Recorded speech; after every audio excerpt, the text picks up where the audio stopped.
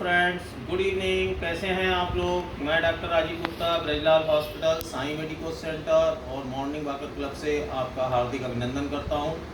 और मैं आज आपको ये बताना चाहता हूं कि जिस प्रकार से आजकल पेशेंट्स जो हैं जनरली कम उम्र के, एजेड या मीडियम एज के लोग आ रहे हैं, तो उनकी ज़्यादातर समस्याएं सामने जो आती हैं वो कहते हैं कंप्लेंट उनकी ये रहती है कि उनको एलबीए हो रहा है। अब एलबीए तो खैर हमारी लैंग्वेज है, उनका कहना होता है कमर दर्द हो रहा है। इसको लो बैक पेन बोलते हैं और इसको हम लोग कंप्लेंट में एलबीए लिखते हैं। तो कमर दर्द के कई कारण होते हैं।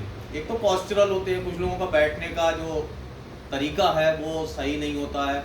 कुछ लोगों का वेट जो जिस पर सोते हैं वो बिस्तर उनका बहुत ज़्यादा मुलायम होता है, जिसकी वजह से कमर जो है उनकी उसमें धसी सी रहती है, फिट्स रहते हैं। तो ऐसे गद्दों का भी इस्तेमाल नहीं करना चाहिए जिसमें कमर धसी हुई हो। और पिलो भी बहुत ज़्यादा मोटी नहीं लगानी चाहिए, पतली तकिया हो, जिसको 2.5 इंच मोटा रुई का तकिया आप बनवाएं तो ज़्यादा बेहतर रहेगा। और जिसको सर्वाइकल की प्रॉब्लम हो उसके लिए तो सर्वाइकल पिलो भी आते हैं। दूसरा जो हमने आपको बताया कि बैठने का तरीका वो लचकते रहते हैं। कभी आजकल आप देख रहे हैं कि रोड में कितने ज़्यादा गड्ढे होते हैं, बाइक चला रहे हैं, स्कूटी चला रहे हैं, तो वो जर्क लगते हैं, उसकी वजह से भी कई बार मस्कुलर पेन हो जाते हैं। लेकिन यही कमर का दर्द अगर आपको लगातार होता है और ये दर्द नीचे पैरों की तरफ रेडिएट करता है, जाता है, तो उस समय हमें थोड़ा सोचना चाहिए ये कमर का दर्द ठीक नहीं है। कई बार तो ये तक देखा गया है कि पैरों में इतना ज़्यादा दर्द हो जाता है कि उनमें नंबनेस एंड टिंगलिंग सेंसेशन, मतलब सुन्न पर और झंझनाहट जैसी चीज़ें भी आने लगती हैं। और अगर उन पेशेंट्स को हम सिम्टोमेटिक ट्रीटमेंट इनिशियली कोई क्लिनिक में आता है तो हम लोग दे देते हैं, बट उसके लिए कायदे में एक एक्सरे करना चाहिए जिसको LS spine, x ray LS spine, लो लंबोसेक्रल स्पाइन का एक्सरे कराया जाता है। या हमें ज़रूरत पड़े तो हम एमआरआई भी एलएस स्पाइन कराते हैं। और अगर गर्दन में ज़्यादा दर्द रहता है या हाथों में दर्द आता है, कंधों में, तो एमआरआई सर्वाइकल स्पाइन भी कराते हैं, सी स्पाइन।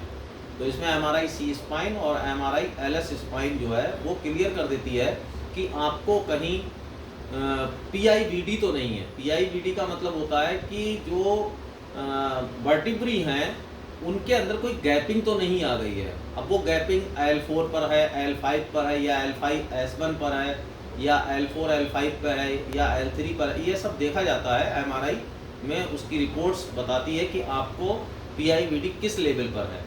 अब उसमें बहुत ज़्यादा कई बार तो ये तक देखा गया है स्टेनोसिस हो जाती है, डिस्क प्रोलैप्स भी कर जाती है। तो न्यूरोसर्जन जो हैं या स्पाइनल सर्जरी जो होती है उसमें सर्जरी तक एडवाइजेबल होती है स्पाइन की।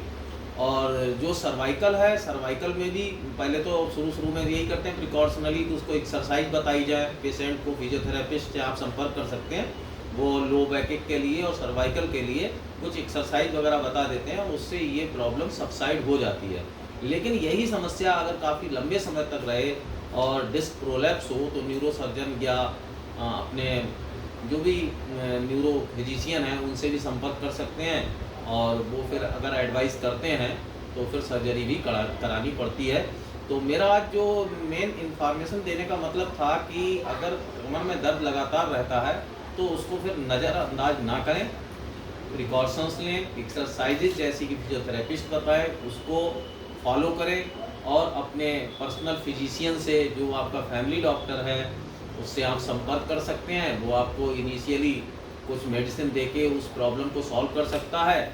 और अगर उसको ऐसा लगता है कि इसमें आगे न्यूरोसर्जन या न्यूरो फिजिशियन को दिखाने की ज़रूरत है, एमआरआई की ज़रूरत है, तो आपको टाइमली कराना चाहिए जिससे कि आपकी समस्या का समाधान हो। नमस्कार।